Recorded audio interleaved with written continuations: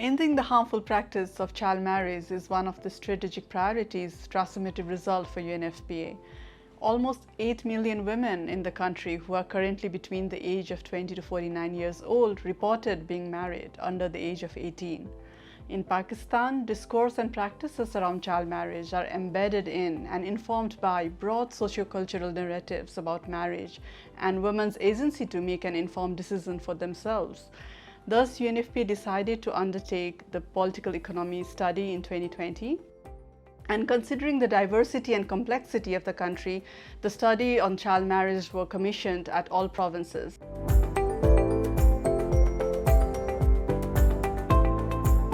Political economy analysis of child marriages in Pakistan is first of its kind policy research. To make it inclusive, we anchored it in national datasets, Pakistan Demography and Health Survey, and MIX. It needed broad-based consultations, so we consulted parliamentarians, policymakers, legislators, faith-based leaders, government officials, civil society organizations, young people, and community leaders.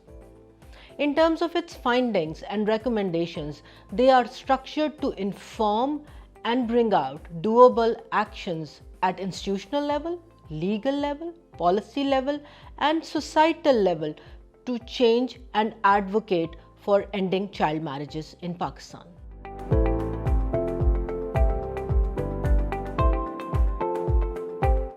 Discourse and narrative around child marriage is such that it promotes the practice of child marriage.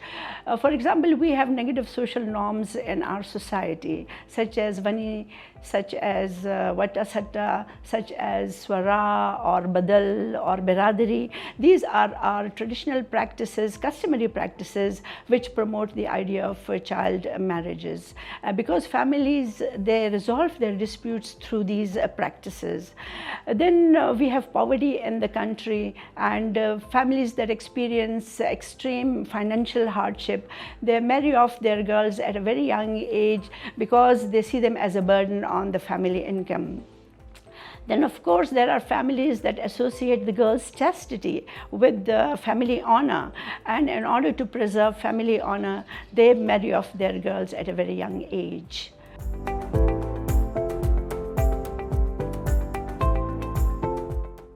Bismillahirrahmanirrahim.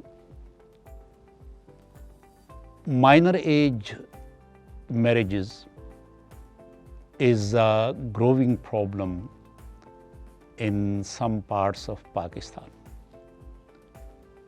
Council of Islamic Ideology is a constitutional body which has been provided with in the Constitution 1973 of Islamic Republic of Pakistan. Council of Islamic Ideology has in its one of the latest meetings declared on the basis of the juristic opinion of the greatest Mufti and scholar of Pakistan, Hazrat Maulana Mufti Muhammad Shafi the late, that the minor age marriages is a problem, is undesirable, and it should be discouraged. It should be discouraged through the efforts of the member of Mihrab, means pulpit, and the platform of the sermons by the ulama, the religious circles, as well as there should be efforts to discourage it through the contents of the curriculum, and then media, highlighting the difficulties it can bring health-wise,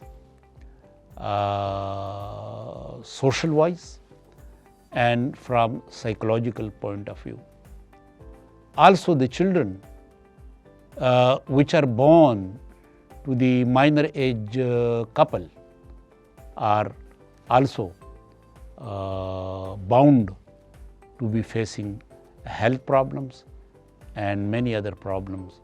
So the final recommendation of the council is that minor age marriages should be discouraged. وآخر دعوانا أن الحمد لله رب العالمين.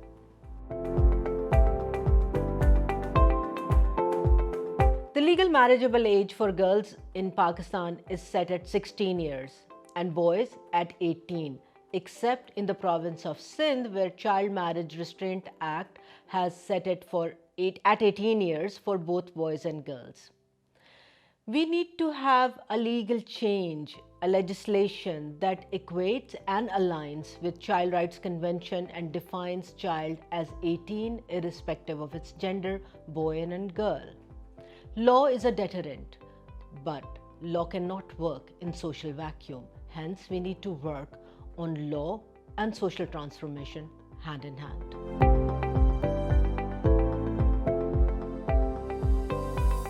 Child marriage has severe consequences for the rest of the child, bride or groom's life, and for their children too. It stops them from completing their education. It is harmful to their health. It limits their choices and their job opportunities.